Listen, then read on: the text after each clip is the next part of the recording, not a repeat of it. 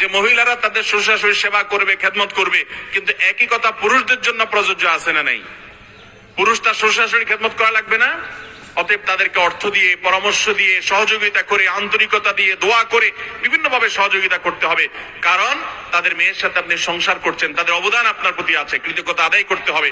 আমাদের সমাজে কৃতজ্ঞতা আদায় করা তো দূরের কথা, বরং বউ চুন থেকে নুনটা যদি খসায়, সাথে সাথে মোবাইলটা নিয়ে ফোন দেয়া, শ্বশুরের ফোন দেয়া, ধমক শুরু হয়, আপনার মেয়ে আকাম করছে, আপনার মেয়ে এটা বলছে, মাকে বলে, সম্বন্ধীকে বলে।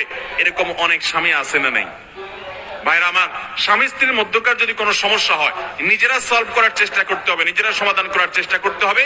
না হলে অন্যদের সহযোগিতা আপনি নিবেন, সেটাও কোরআনে বলা আছে। কিন্তু মনে রাখবেন, কথায় কথায় বাপ মাকে টেনে এনে তাদেরকে কষ্ট দিয়ে আঘাত দেওয়াটা জায়েজ নাই।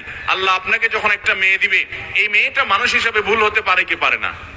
ভুল হতে পারে কি পারে না?